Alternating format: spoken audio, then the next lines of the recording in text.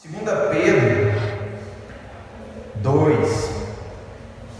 Hoje, né, irmãos, não tem nem a desculpa, minha Bíblia está em casa, porque você está em casa, então a Bíblia deve estar lá aberta, lá na estante, ou não, né, está afiada lá. Você que é um crente cheio do Espírito Santo, está com a sua Bíblia já aberta na mesa, já está lá conferindo, né, já colocou até na onde que a gente vai ler, né. Você que é um crente, igual antigamente diziam, um crente fervoroso, cheio do Espírito. Abre lá sua Bíblia, 2 Pedro 2, a partir do versículo 1. No passado, surgiram falsos profetas no meio do povo, como também surgirão entre vocês falsos mestres. Estes induzirão secretamente heresias destruidoras, chegando a negar o soberano que os resgatou, trazendo sobre si mesmo repentina destruição.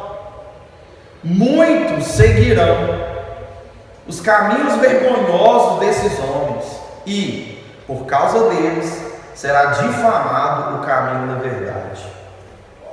Em suas cobiças, tais mestres os explorarão com histórias que inventam.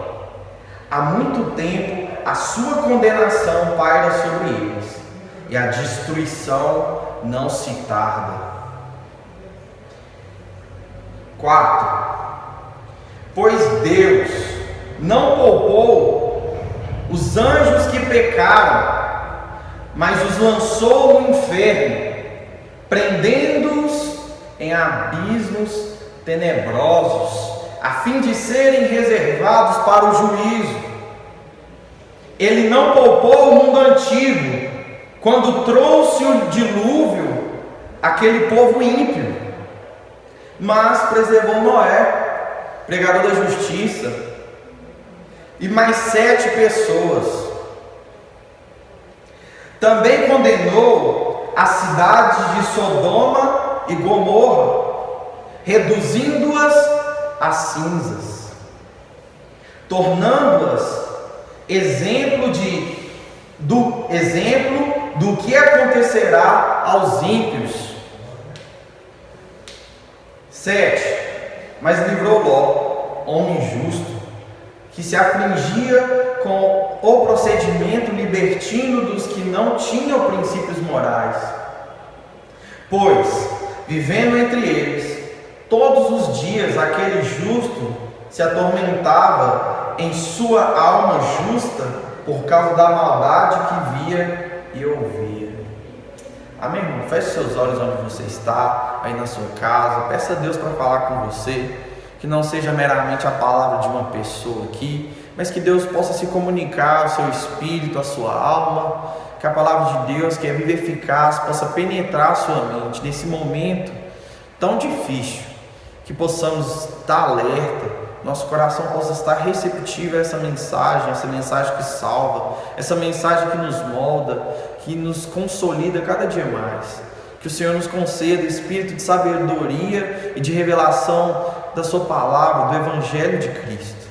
Pai, em nome de Jesus, nos conceda isso hoje. Amém. Irmãos, hoje o nosso tema aqui, eu sei que não é muito a época ou o assunto, né? Não é tão relevante para agora, por causa dessa pandemia, mas é um assunto que deve ser gerado em toda a nossa vida cristã, ou seja, um assunto que a gente deve estar sempre conversando nas igrejas, porque hoje a gente vai falar sobre falsos profetas, falsos mestres, e o título que eu trouxe, né, para essa exposição é Lobos em pele de cordeiro. Lobos em pele de cordeiro. Meus irmãos, vamos imaginar aqui algo para ilustrar aquilo que eu quero, aquilo que a palavra quer nos transmitir hoje. Irmãos, quando um lobo, um predador, ele está ali ao redor das ovelhas, pronto para avançar, para atacar, porque a ovelha é vulnerável. O lobo, ele fica rodeando e procurando presas. Só que quando esse lobo vai e sabe que essas ovelhas têm dono, que tem um pastor sobre essas ovelhas, ele vai procurar outras estratégias, porque ele sabe que certamente, se ele avançar e ficar rodeando ali essas ovelhas e atacar essas ovelhas diretamente, tem um pastor ali, e o pastor certamente vai atacar esse lobo e vai destruir. A gente, pensando nesse quesito da vulnerabilidade das ovelhas, e um pastor que as protege, e um lobo que quer atacar, a gente deve pensar o seguinte: se ele não pode atacar diretamente, qual estratégia que o lobo vai ter? O que ele vai tentar fazer? Irmãos, quando Pedro vai falar assim que Satanás, o diabo, ele fica ao derredor, ou seja, ele é estrategista, ele fica tentando ver como que ele vai infiltrar, como que ele vai entrar e penetrar, para que ele possa destruir as ovelhas, destruir a igreja e o povo de Deus. Ele fica tentando achar estratégias. É mais ou menos o que a gente aprende na história, né? O que a gente chama de cavalo de Troia, ou presente de grego. É uma estratégia de infiltração para atingir por dentro, porque ele sabe que por fora é protegido. Então ele tenta infiltrar e atacar por dentro. É mais ou menos isso que a gente vai ver hoje, irmãos. Como que Satanás tenta infiltrar no meio do povo para destruir o povo de Deus. Isso é muito relevante para nós hoje. O primeiro ponto que eu quero falar aqui é sobre isso. Como a igreja, irmãos, tem pessoas capacitadas. O pastor da igreja é quem traz o ensino, a doutrina da igreja. E as ovelhas ouvem o pastor da igreja. O pastor da igreja é bem preparado para ensinar as suas ovelhas. E a ameaça, o lobo, ele sabe disso, que tem um pastor ali que está preparado para combater ele. Qual que é a estratégia? É entrar dentro da igreja, se passar de intelectual talvez. Muitos teólogos liberais entraram na igreja dessa forma, se passando como uma pessoa erudita, e dentro da igreja implantar a mentira. E aqui eu quero trazer uma palavra que talvez para os irmãos não é comum, mas é uma palavra chamada sofisma. O que é um sofisma? Um sofisma é uma quase verdade, é uma mentira camuflada de verdade. Porque imagina, você ouvir uma mentira. Quando você ouve uma mentira assim, você não, isso não pode. Mas quando essa mentira vem camuflada de verdade, talvez ela vai ser aceita. E é isso que muitas vezes Satanás faz dentro da igreja. Ele nunca vai chegar e vai falar que Deus não existe. Ele vai falar, por exemplo, que Deus existe, mas Deus não tem nada a ver com a sua vida. Você viu que há uma diferença entre você falar que não existe e você falar que existe, porém não influencia na sua vida? Isso é um sofisma. Um sofisma é uma quase verdade. É tirar pouca coisa para que a ideia seja introduzida no povo e destrua o povo. Esse assunto é tão relevante, irmãos, que a gente veio fora. O que mais a gente vê fora é o seguinte: linhas teológicas, posições teológicas, ver pessoas criando linhas teológicas, criando teses acerca da Bíblia, das Escrituras, e a gente vê uma coisa também muito falha, que é o tanto de congregação, esse tanto de igreja espalhada, cada uma pensa de uma forma.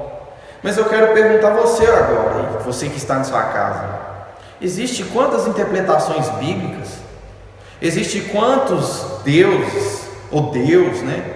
Cristo é o único, ou tem a minha forma de interpretar Cristo? Eu quero que você se pergunte hoje o porquê que existe tanta denominação, sendo que há um Cristo, há uma interpretação bíblica e fiel.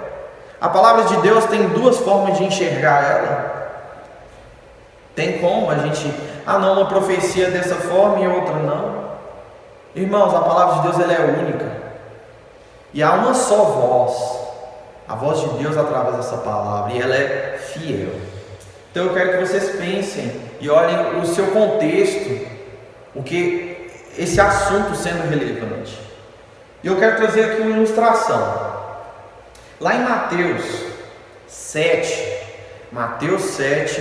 Cristo, ele vai falar sobre isso, ele vai falar assim: e virão lobos em pele de cordeiro. Jesus Cristo está falando abertamente sobre os falsos profetas.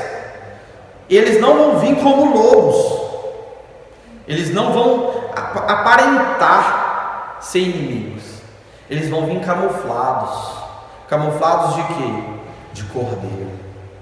Mas no final das contas, a sua motivação não é entrar no povo para edificar, mas destruir o povo por dentro. Só que Cristo, ele vai nos ensinar também, no mesmo sermão em Mateus 7, como identificar um lobo. Olha que Jesus vai falar para a gente ficar atento, sobre como identificar. O lobo é sobre os frutos. Ele vai falar assim: uma árvore boa vai produzir bons frutos. Uma árvore má, ela não pode produzir frutos bons, ela vai produzir maus frutos. Assim a gente vai conseguir enxergar quem realmente é um lobo e quem realmente é um cordeiro. Jesus nos ensina. E frutos aqui, irmãos, é a vida do Espírito em nós, as características de uma vida santificada, de uma vida com Deus, uma vida piedosa, uma vida devocional com Deus. Porque lobos também leem a Bíblia, eles são exegetas, têm uma hermenêutica apurada. Sim, eles também escrevem livros sobre teologia, escrevem sobre Deus, mas afinal de contas, eles querem uma coisa só: destruir o povo de Deus. Então fica atento com isso, porque o lobo também, ele sabe como atacar, ele sabe usar argumentos. Amém, irmãos? Fica atento, é isso que a gente vai tratar hoje. E Paulo também, olha o que Paulo vai falar: que Satanás se faz de anjo de luz. A gente tem que tomar um cuidado com isso, porque Satanás, a gente acha que a gente vai ver ele dando a cara assim: nossa, olha lá Satanás. Não, ele vai se fazer de anjo de luz, ele vai se fazer de como bom, mas afinal de contas ele quer só tragar as vidas. E outra coisa importante é que a gente pensa assim, que o falso profeta, ele só fala coisas falsas. Ele não só fala coisas falsas, mas também, pelo texto aqui de Mateus, a gente pode entender que ele profetiza. Tá claro? Ele vai chegar diante de Cristo e vai falar: Senhor, profetizei em teu nome, fiz sinais em teu nome, curei em teu nome. Meus irmãos, o falso profeta também vai operar. Então a gente tem que tomar muito cuidado, porque o espírito dos falsos profetas, o espírito de Satanás está solto, está operando, ele está em operação. A gente tem que tomar muito cuidado com isso. A igreja tem que estar preparada para combater isso. E eu quero trazer aqui algumas, na prática, como que isso ocorre, porque a profecia, ela vai lidar direto com a palavra de Deus. Um falso profeta ou um falso mestre é aquele que vai distorcer a palavra de Deus, vai descaracterizar a palavra de Deus. O profeta, é bom a gente lembrar disso, que o profeta é aquela pessoa responsável por transmitir a palavra de Deus, ou seja, ele recebe a mensagem de Deus e transmite. É mais ou menos o que João Batista diz sobre o seu ministério: ele é a voz que clama no deserto, ou seja, ele vai para o deserto ouvir e vai falar o que ouviu no deserto para aquele público. Ou seja, o ministério profético é tornar público a voz de Deus. E o mestre é aquele que ensina aquilo que o profeta repassa. Ou seja, o profeta ouve e transmite. E o mestre vai pegar o que ele ouviu e vai ensinar a lei, vai ensinar as práticas. Então é mais ou menos isso que caracteriza o ministério profético e o ministério do mestre, do rabino, rabi. Então, na prática isso, a gente vai ver, eu quero que vocês lembrem de uma situação onde Satanás ele vai distorcer aquilo que Deus fala. E essa é a primeira vez que Satanás vai fazer isso com a humanidade. É lá no jardim, foi no comecinho lá do jardim. Fica atento, quando você lê sobre a queda, lá em Gênesis 3, 4, Satanás chega diante da mulher e fala assim, nossa, olha as árvores, é verdade que vocês podem comer de todas elas? Então ele vai começar perguntando, ele está o quê? Procurando vulnerabilidade. E a mulher vai falar, Deus mandou não tocar, não olhar. A mulher já acrescentou algumas coisas, né? Sobre aquilo que Deus falou não coma. E a mulher vai colocando outras coisas, não tocar, não olhar. E Satanás viu ali uma vulnerabilidade. E o que ele vai fazer? Vai introduzir. E eu quero que vocês reparem como que ele vai introduzir, irmãos.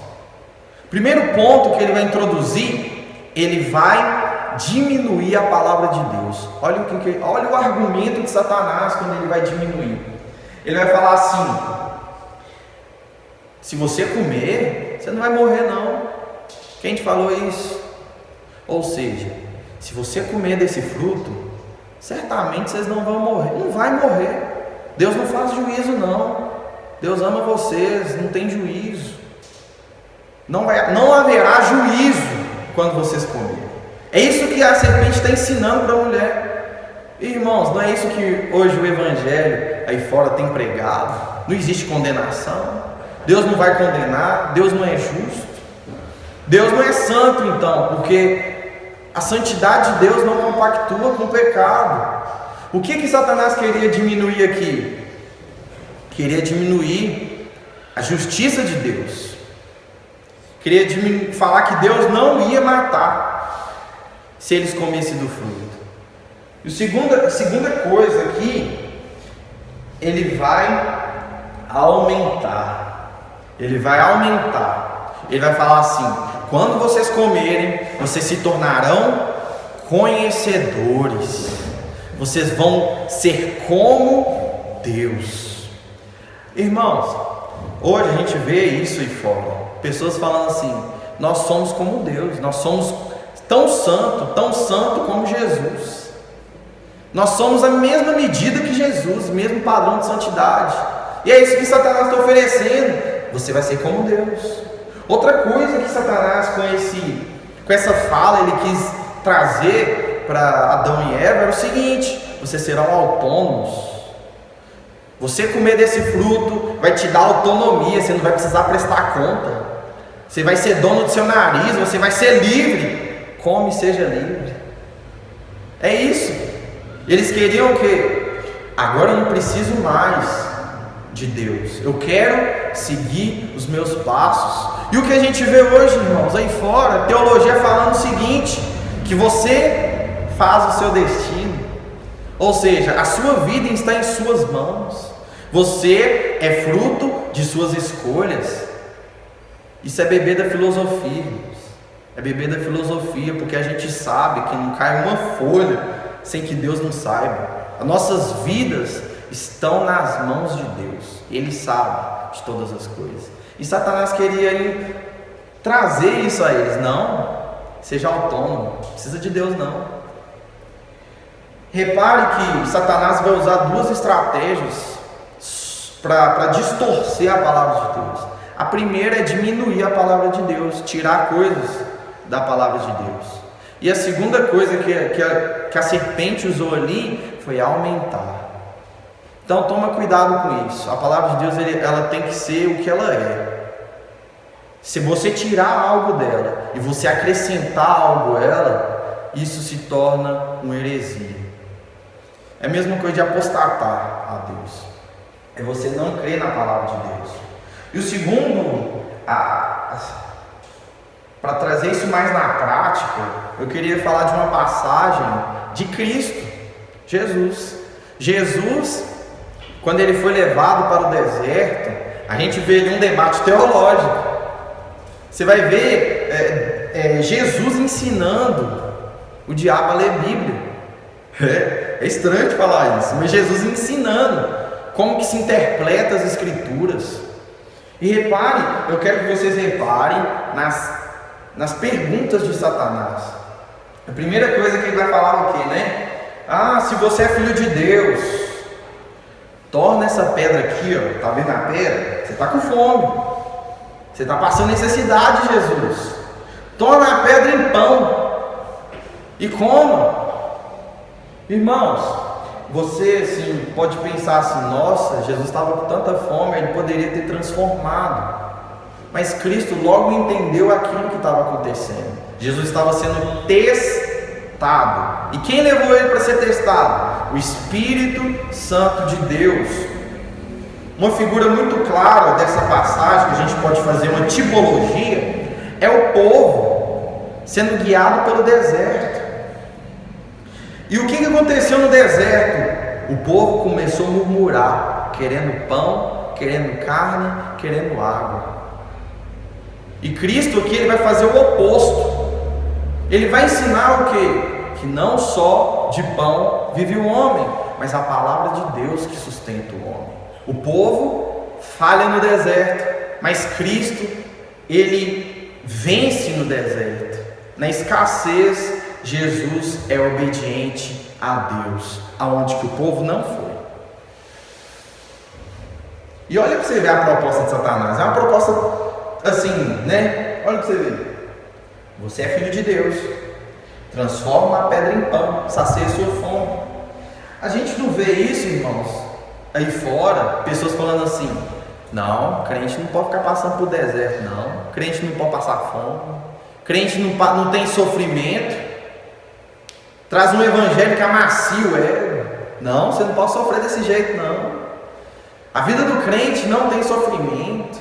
Aí você está sofrendo lá, vai lá um filho de Deus lá e fala assim: não, você está passando isso é porque você não deu dízimo, você não ofertou, o devorador veio. Irmãos, a vida cristã também é sofrer com Cristo, faz parte. E o deserto é o lugar onde que Deus nos transforma, nos molda. E fugir desse molde é errado. Fugir desse lugar que Deus nos leva para ser moldado é insubmissão. Tem vezes que Deus vai te levar para lugares difíceis para te transformar. E é necessário essa transformação na sua vida. É necessário isso. É como se Satanás falasse assim, né? Você é filho de Deus, usa seu poder. Usa seu poder de filho. Transforma a pedra em pão. Usa poder, Jesus. Usa poder. Ou talvez assim, né? Você pode, você consegue. É como a gente vê hoje. Pessoas querendo usar poder. Poder, só fala de poder. Mas não é dessa forma, irmãos. O nosso poder vem do Senhor, não de nós. Não é nós que transformamos a rocha, fazer a rocha sair água. Não somos nós, é o próprio Deus. Moisés, ele feriu a rocha, e isso fez com que ele não entrasse na terra, porque quem fere a rocha é Deus. É Deus que dá o sustento, não vem de nós. É isso também que a gente aprende. O segundo ponto, né? O Satanás chega, né? Você pode dar ordem aos seus anjos ao seu respeito, então pula do pináculo, vai lá, pula. Está escrito, não está? Que se você pular, os anjos vão vir, vão te pegar. A tentação aqui, irmãos, é o seguinte: se coloque em risco, coloque a sua vida em risco, Deus vai te proteger. Essa é uma fé cega. Irmãos, não é de admirar que a gente vê isso em nosso meio, talvez. Pessoas que falam assim: não, toma remédio não. Vai lá, Deus vai te curar, irmão. Pega o remédio e joga fora. Isso é uma fé cega, irmãos. O remédio é o meio que Deus nos dá. Então, é ignorância você colocar Deus à prova isso, irmãos. Você se colocar em risco por causa de uma fé cega. É isso que a gente vê hoje em dia. Não precisa não. Vai lá que a fé vai curar. Isso é uma fé cega. É claro que Deus pode curar. Deus é um Deus que cura. Mas Deus é um Deus tão inteligente que Ele coloca meios para que a cura aconteça. Amém, irmãos? Terceiro ponto é a adoração. Satanás chega, tá vendo esses reinos? Eu te dou, só você me adorar, se prostrar e me cultuar. Irmãos, o reino, Adão, deu a legalidade para Satanás sobre os reinos. A gente aprende isso que lá com a entrada do pecado no mundo, Satanás ele toma a chave dos reinos, da qual Cristo toma da mão de Satanás na cruz. E ele vai oferecer isso para Jesus: toma os reinos, não precisa você morrer na cruz não, eu vou te dar aqui agora, não precisa você cumprir esse propósito de morrer na cruz, eu estou te dando o reino agora, aqui. E ele mostra para Jesus todos os reinos. Só que a condição era a seguinte: me adore, se prostre, me cultue. Irmãos, não é de admirar que a gente ouve em nosso meio a seguinte frase: todo culto é para Deus. Não existe uma forma de cultuar a Deus. Todo culto é para Deus. Todo o evangelho é o evangelho de Jesus. Mas não é assim, irmãos. Nem todo culto é para Deus. Nem toda adoração é para Deus. Talvez tem pessoas aí adorando Satanás, achando que é Jesus, achando que é Deus. Então, irmãos, nem todo culto é para Deus. E Satanás ele queria ser cultuado. A relevância da gente estudar isso é porque a gente vai estar mais preparado. E a forma que a gente tem de estudar isso é as Escrituras. Lembra-se que a gente deve estudar a palavra de Deus, e o aumento dela é um equívoco, e a diminuição também é um equívoco. Nós devemos transmitir a palavra de Deus assim como ela é.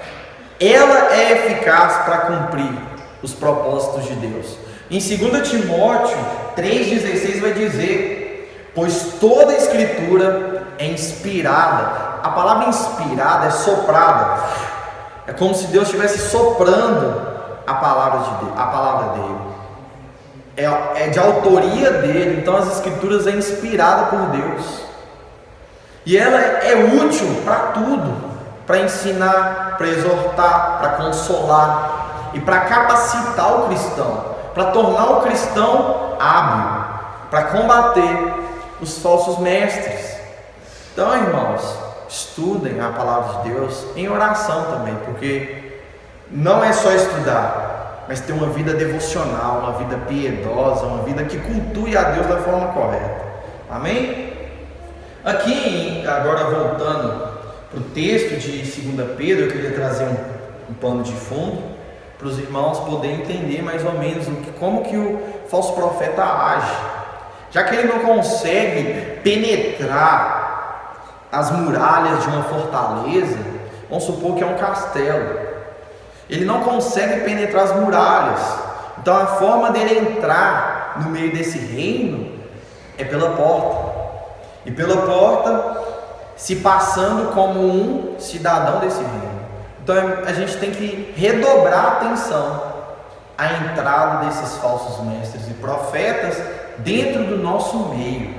Então hoje aqui eu vou estar passando algo para você identificar dentro do seu meio. Talvez tenha pessoas trazendo doutrinas que não tem nada a ver com a Bíblia no seu meio. Então toma cuidado com isso, porque é isso aí que destrói a igreja hoje. No tempo lá de Pedro, dos apóstolos, se você não sabe disso, a maioria das cartas apostólicas era combatendo heresias.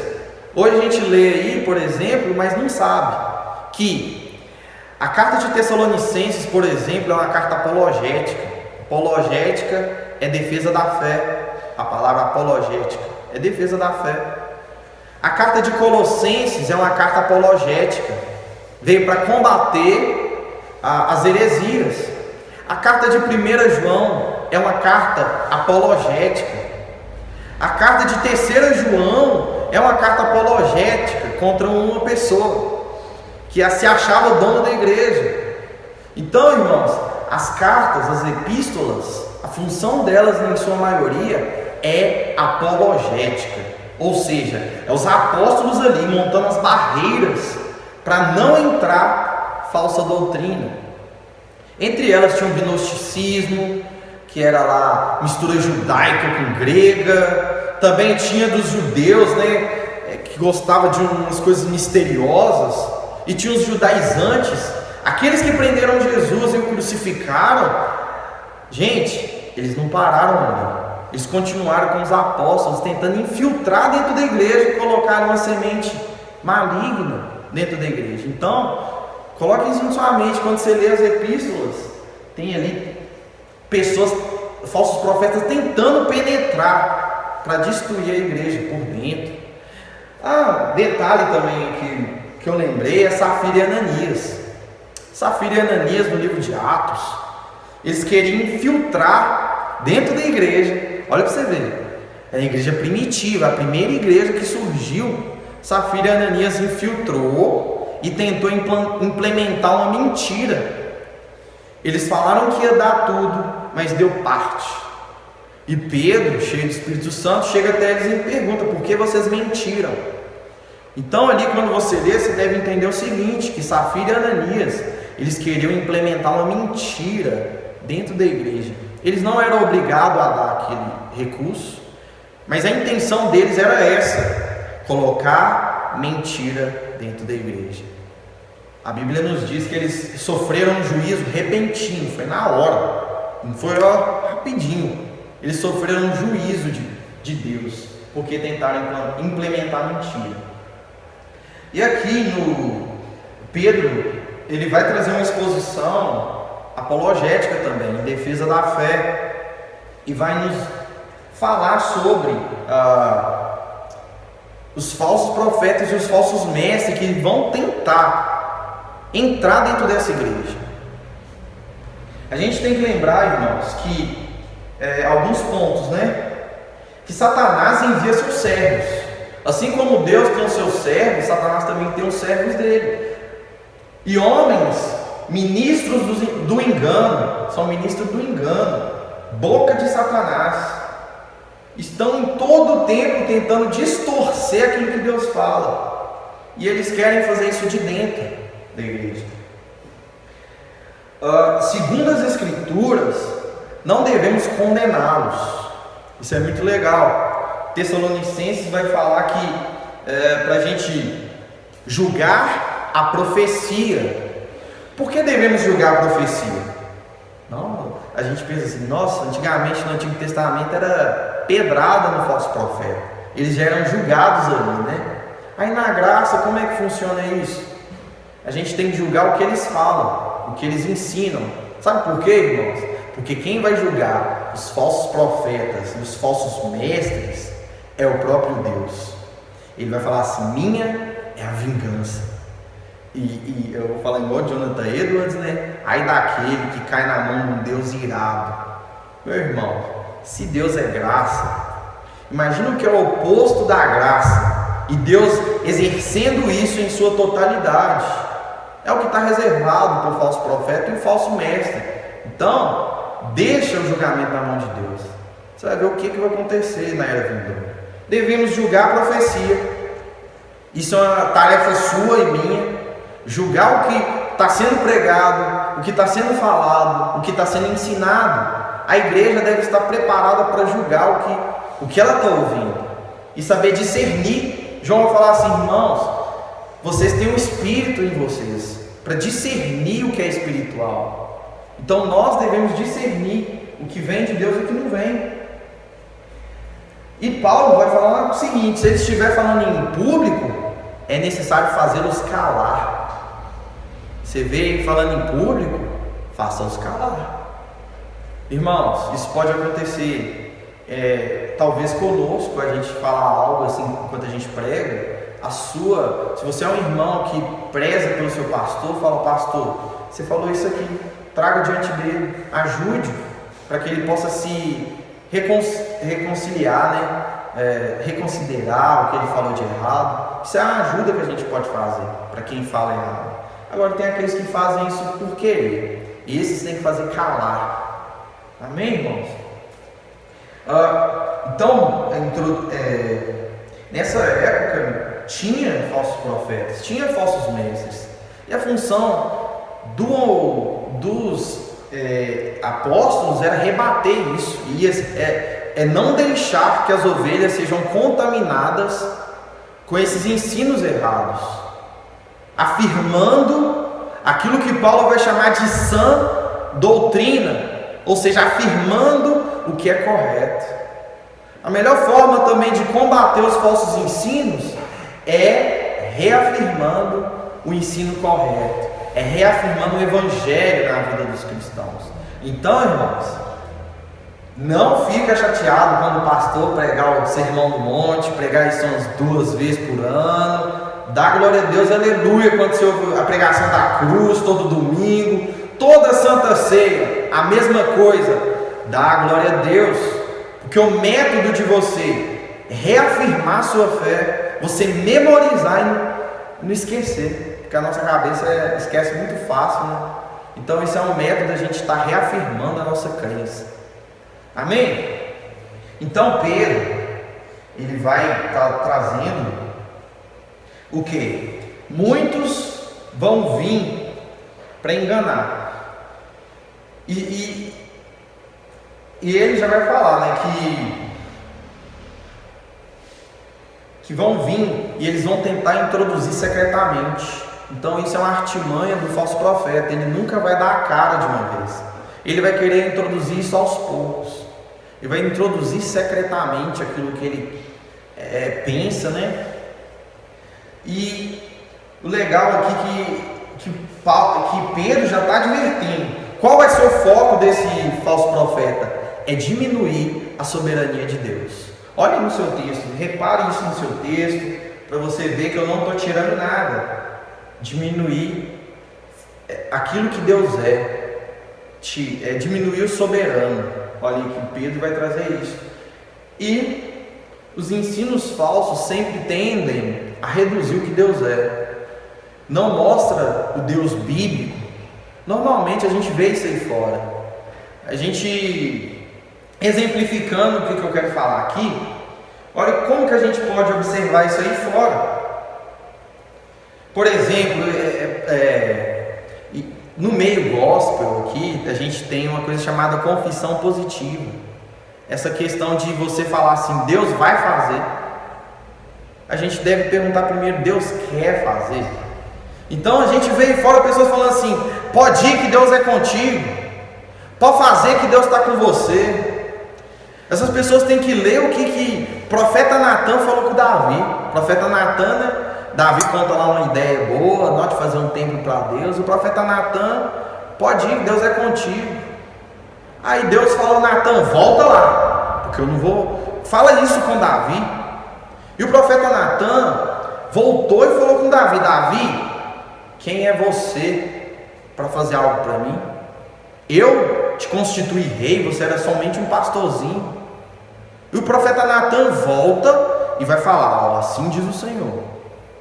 Primeira coisa, Davi afirmou, ó, Natan afirma para Davi fazer o templo, mas ele não consulta a Deus. Depois Deus vem e fala com ele volta, não, Davi, não é assim não. Então, irmãos, toma cuidado com essa confissão positiva. Primeiro você tem que perguntar a Deus o que Ele quer fazer, porque Ele é o soberano, Ele é o Senhor. A gente deve submeter a Ele as nossas orações, as nossas petições. Você deve pedir sim, irmãos, pedir, não mandar, não colocar Deus na parede, porque Ele não é nosso cachorrinho. Não é assim que funciona com Deus. Segunda heresia que a gente vê por fora é o que a gente chama de hipergraça. O que é a hipergraça prega? Não, Deus é bonzinho, Ele te ama do jeito que você está, você pode continuar a sua vida. Ele continua te amando nos seus delitos e pecados. A hipergraça vai pregar um Deus que não executa juízo, está diminuindo o juízo de Deus, a justiça de Deus. A hipergraça prega um Deus que é só bom.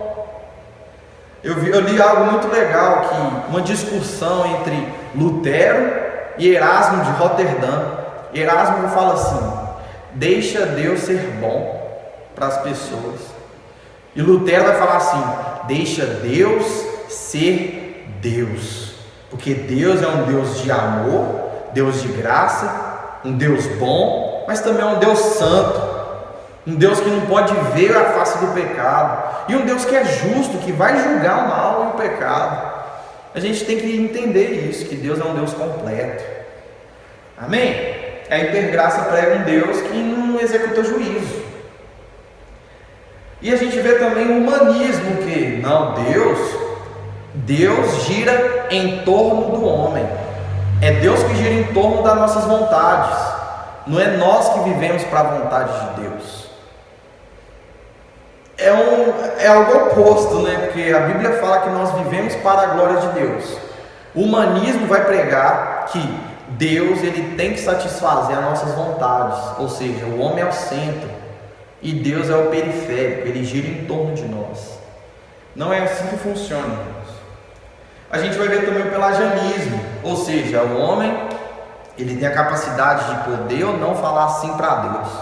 Ou seja, eu estou aqui de boa, eu falo, eu quero Jesus agora, depois eu não quero. Não é assim que funciona. A Bíblia nos ensina que é Deus que vem atrás do pecador, e não o pecador que corre para Deus. Adão, irmãos, vamos se lembrar que Adão fugiu de Deus. Adão pecou e se escondeu. E quem foi atrás do pecador? Deus. Deus vem atrás de Adão. A gente aprende isso lá no início. A gente vê também o evangelho da prosperidade terrena. Falar assim, não, aqui você tem que comer o melhor dessa terra. De maneira nenhuma eu estou pregando aqui que a gente deve ser pobre, porque também tem a outra linha que fala que não, Jesus não tinha nem lugar para dormir, né? Não, irmãos, você pode trabalhar, ter seus recursos, ter um bom trabalho, eu não estou falando isso. Agora, você achar que aqui é o céu, isso pode ser um problema, porque você não vai almejar a eternidade. Você vai achar que o seu céu é aqui. Isso é uma problemática. Então, irmãos, a gente tem isso, essas extravagâncias, né? Que ou vai reduzir aquilo que Deus fala na palavra, ou vai aumentar demais. É sempre assim. O segundo ponto que Pedro vai falar aqui é que escute isso aqui, muita gente vai ser enganada. Infelizmente, irmãos, muitas pessoas vão cair nesse engano, achando que é uma coisa certa, é uma coisa verdadeira. Eles vão ser enganados. E assim, Pedro vai falar como, né? Que essas pessoas vão cair nas fábulas. Irmãos, talvez a pregação mais dura seja mais fiel. Sabe por quê? Essas pessoas que enganam, eles vão trazer as pregações mais gostosas de ouvir. É gostoso de ouvir. O herege falando assim, nossa, aí se você se sente tão assim abraçado, com as palavras bonitas, o fundo, ele monta um cenário. Não sei se vocês já ouviram falar de como era, né, a palavra hipócrita, né? Era um ator. Gente, vai no teatro, olha como o cara do teatro fala com você, você se sente tocado, ele consegue penetrar os seus sentimentos, as suas afeições, ele consegue atingir o mais profundo do seu coração. Só que quando você descobrir, isso é uma fábula, isso é um conto de fadas. Quando acaba o teatro, você vê eles lá fazendo assim, você faz assim, né? É porque eles querem dizer o quê? Aquilo era só um conto, aquilo não é real. Romeu e Julieta não é fato, é uma ficção. E é assim que eles fazem, eles montam uma ficção bem elaborada, bonita, espetacular, porque o povo é abduzido por isso. O povo gosta de uma boa história, todo mundo gosta de uma boa história, e eles vão fazer isso. Paulo vai chamar isso de filosofia vã, vai criar toda uma estratégia de argumentos, vai encaixar palavras bem bonitas para fechar uma ideia. E essa ideia é tão desastrosa quando você vai ver ela, julgando ela, você vai ver que é uma ideia falsa. É tudo diferente do Evangelho. E assim, aplicando isso, para os nossos dias, o que a gente deve tomar cuidado, A gente deve tomar muito cuidado com ideias ou teologias que não concordam com a Bíblia toda. Tem gente que pega um versículo e monta uma ideia. Pega lá uma ideia, não, isso aqui vai ser, a igreja vai caminhar em cima dessa ideia.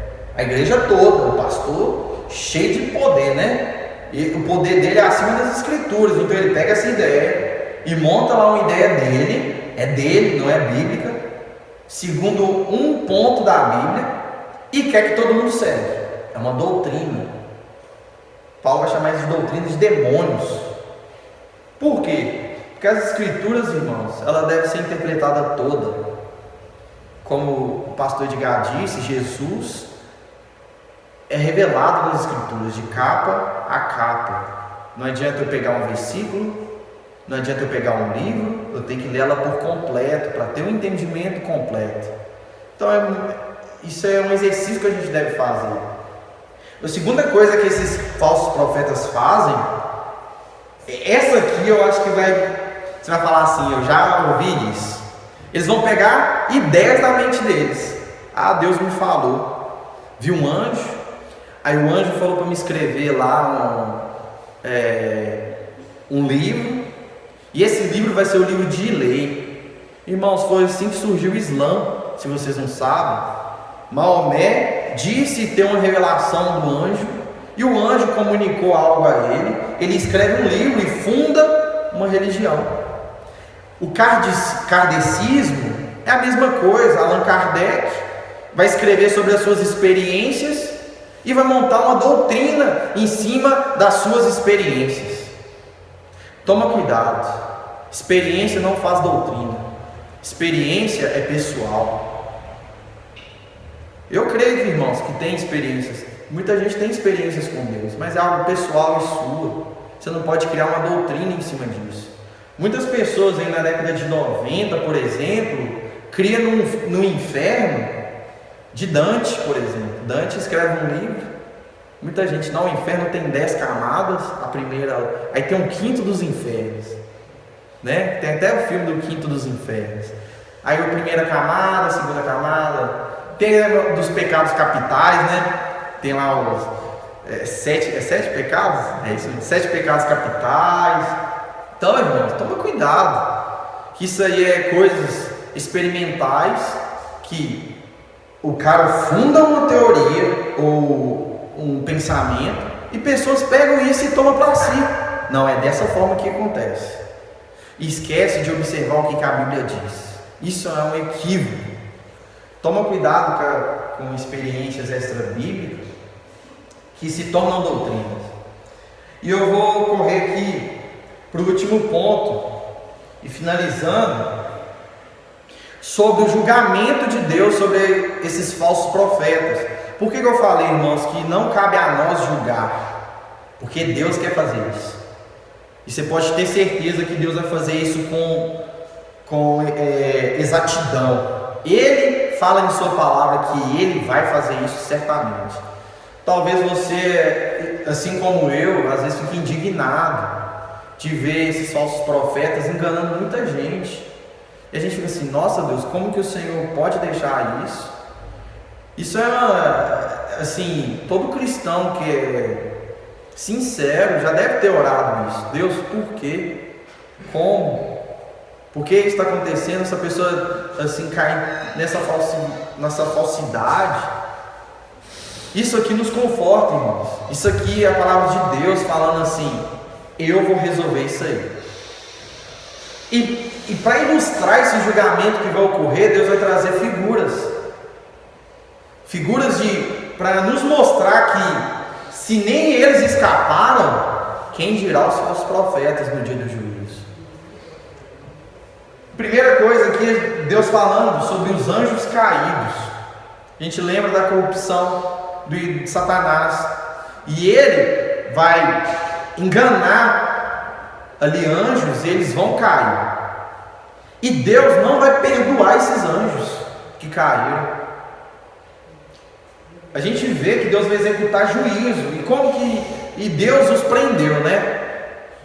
Deus aprisionou esses anjos caídos para o dia do juízo. No dia do juízo, Deus vai executar, vai terminar aquilo que ele já começou. O segundo aqui, ele vai falar sobre o mundo pecador no tempo de Noé. A gente lembra do tempo de Noé. Deus, o cálice da ira de Deus já estava cheio. Naquela época, ninguém temia, ninguém invocava o Senhor. As pessoas já estavam em profunda depravação.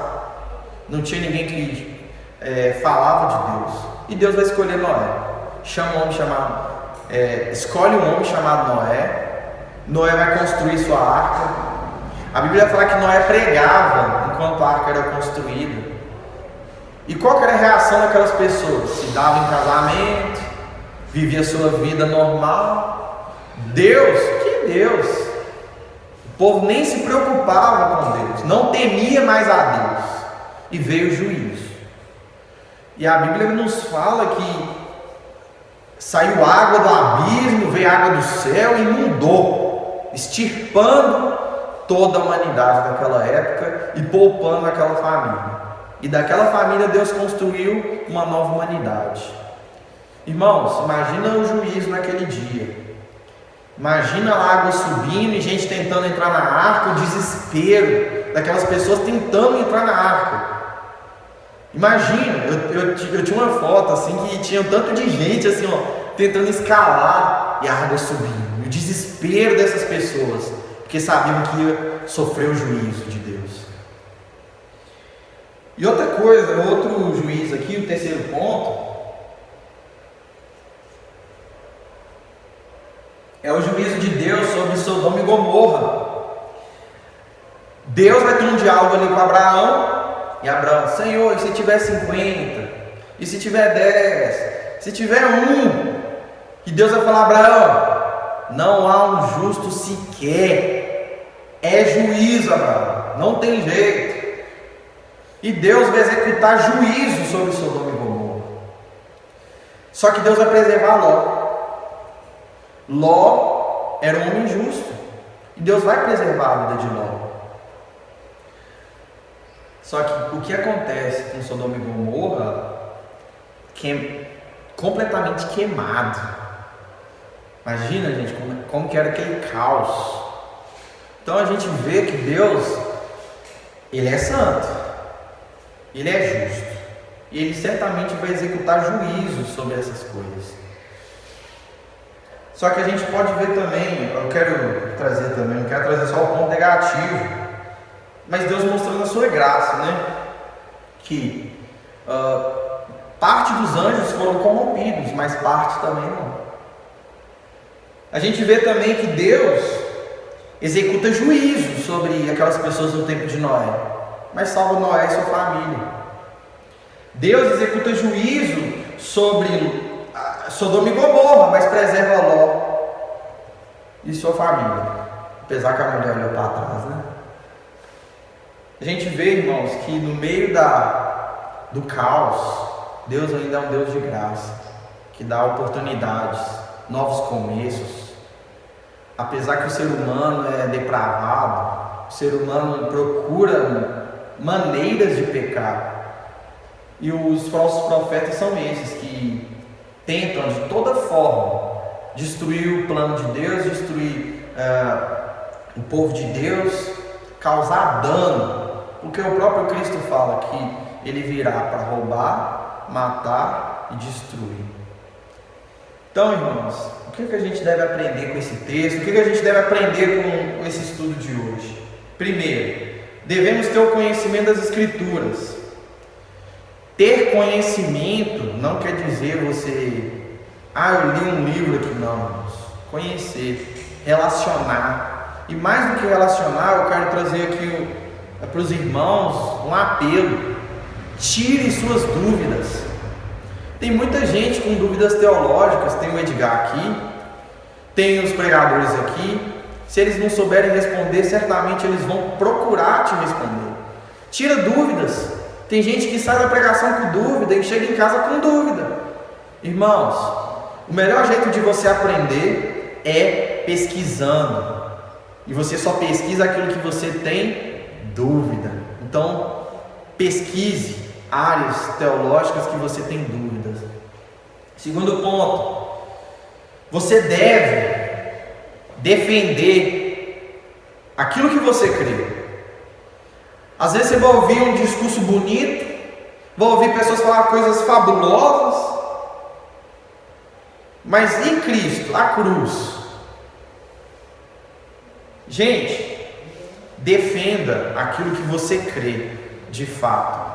E eu vou apelar um pouquinho mais fundo. Você tem razão daquilo que você crê? Se você não tem razão daquilo que você crê, procura hoje ter fundamento, saber responder, saber dar razão da sua fé, falar assim: eu creio em Jesus por isso, o Evangelho é uma boa notícia por isso.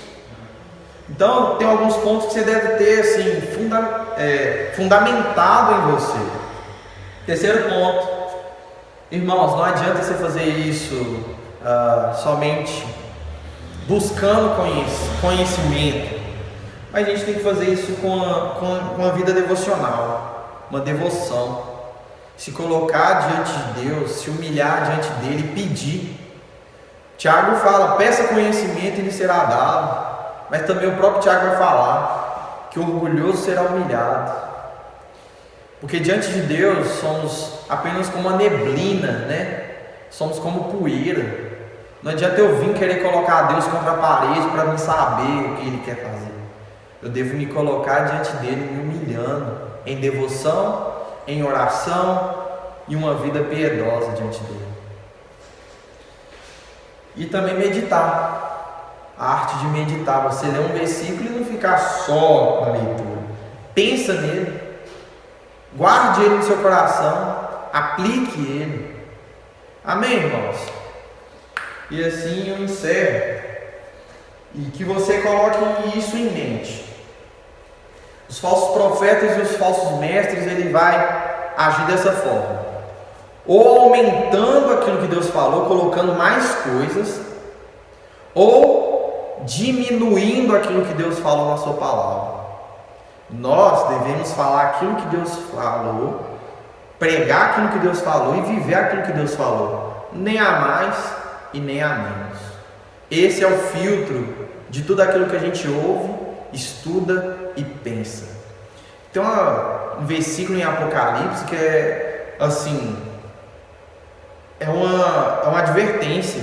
Vai falar assim: ai daquele que alterar um ponto dessa profecia. Apocalipse 22. Ai daquele que alterar um ponto, que caia todas as pragas desse livro sobre essa pessoa, que alterar um ponto das Escrituras. Então, irmão, cuidado. Amém? Feche seus olhos, vamos estar orando.